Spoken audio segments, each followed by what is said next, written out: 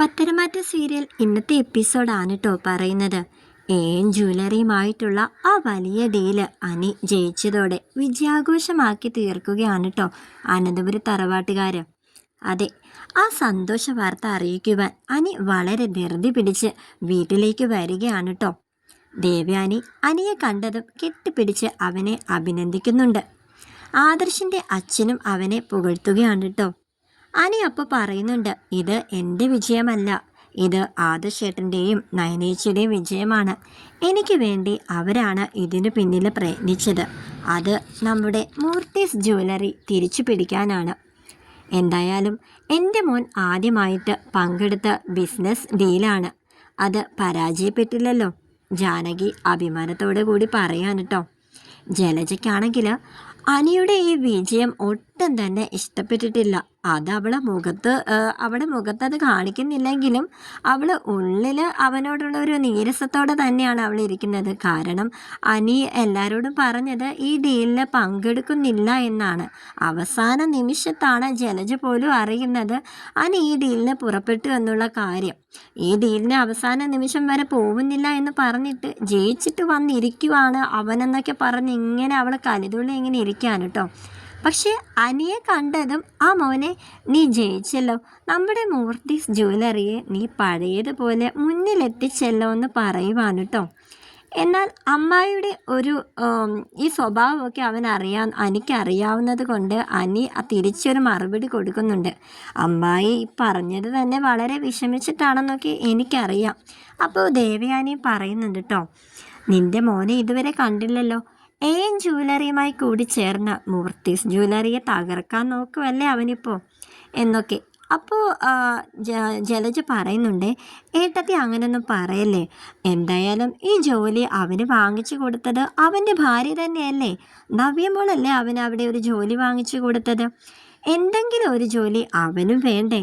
എന്തായാലും മൂർത്തീസ് ജ്വല്ലറിയിൽ നിന്നും അവനെ പുറത്താക്കി. അങ്ങനെ അവന് എത്ര നാളാണ് അവനൊന്ന് വെറുതെ ഇരിക്കുന്നത്.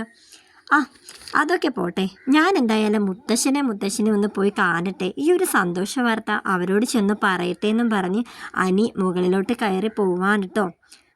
മുത്തശ്ശനാണെങ്കിൽ ഈ ഡീലിൽ നമ്മൾ ജയിച്ച കാര്യം നേരത്തെ തന്നെ അറിഞ്ഞു വെച്ചിരിക്കുകയാണേ. പക്ഷേ അനി വന്ന് പറയുമ്പോൾ ഒന്നും അറിയാത്ത പോലെ ഇരിക്കുക. അത് വേറൊന്നുമല്ല, അനി ഈ സന്തോഷ വാർത്ത വന്ന് പറയുമ്പോഴത്തേക്കും ആ ഒരു എക്സ്പ്രഷൻ അവന് കൊടുക്കണ്ടേ സന്തോഷത്തിൻ്റെ, അല്ലെങ്കിൽ അവനത് വിഷമമായാലോ. അങ്ങനെ ആ ഒരു വാർത്ത അനി വന്ന് പറയുമ്പോൾ മുത്തശ്ശനും മുത്തശ്ശിയും അവനെ അഭിനന്ദിക്കുകയാണ് കേട്ടോ.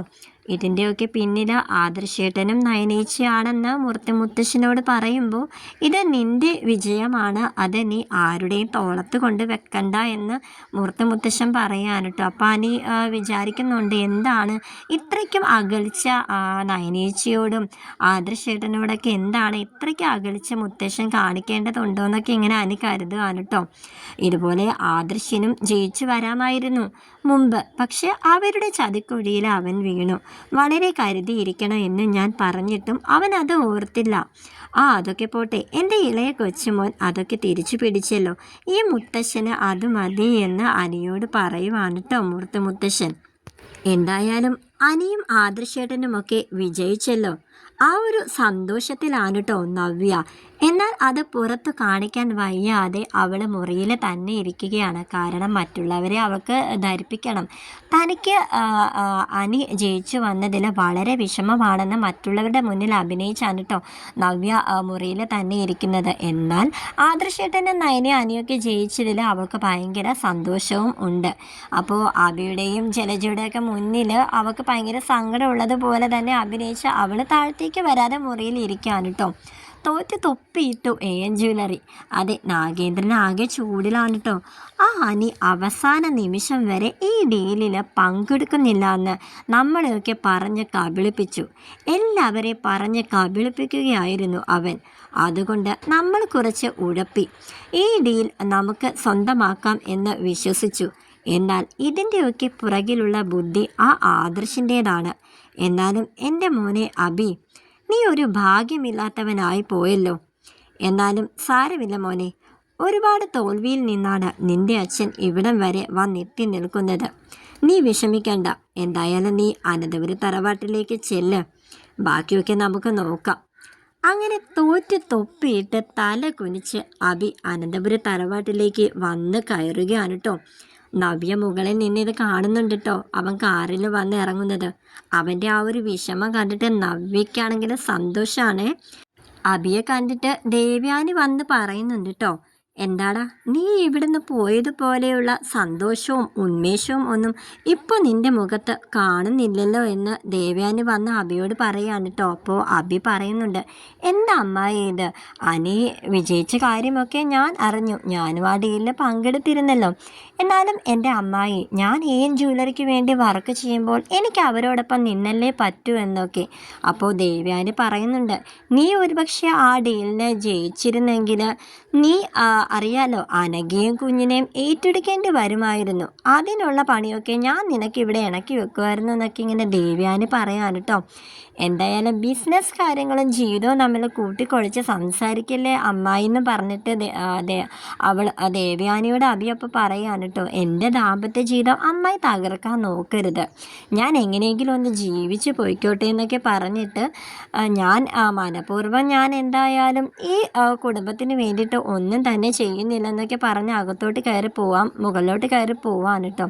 അപ്പോൾ ആദർശിൻ്റെ അച്ഛൻ അപ്പോൾ പറയുന്നുണ്ട് കേട്ടോ അഭിയോട്, എന്തായാലും ഈ ഒരു ഡീലിന് നിന്നെ ജ്വല്ലറിക്കാർ കൊണ്ടുപോകണമെന്നുണ്ടെങ്കിൽ എന്തായാലും ഒരു കാര്യം ഉറപ്പാണ്, നവ്യയുടെ റെക്കമെൻഡിലായിരിക്കില്ല നീ അവിടെ ജോലിക്ക് കയറിയത്, നിൻ്റെ റെക്കമെൻഡിലായിരിക്കണം നവ്യ അവിടെ ജോലിക്ക് കയറിയത്, നീ അവിടുത്തെ ഏറ്റവും അടുത്ത ഒരാളായിരിക്കണം അവർക്കറിയാവുന്നതെന്നൊക്കെ ഇങ്ങനെ അഭിയോട് പറയാണ് കേട്ടോ. അപ്പോൾ അഭി പറയുന്നുണ്ട്, എന്താ വല്ലിച്ച എഴുതാപ്പുറം വായിക്കല്ലേ എന്നൊക്കെ പറഞ്ഞ മറുപടി ഒന്നും കൊടുക്കാതെ അവൻ നവ്യയുടെ മുറിയിലേക്ക് കയറി പോവാണ് കേട്ടോ. അവിടെ നവ്യയാണെങ്കിൽ അഭിയുടെ വരവ് കണ്ടിട്ട് ദുഃഖം ഉണ്ടെന്നിങ്ങനെ അഭിനയിച്ച് ഇങ്ങനെ ഇരിക്കുകയാണ് കേട്ടോ.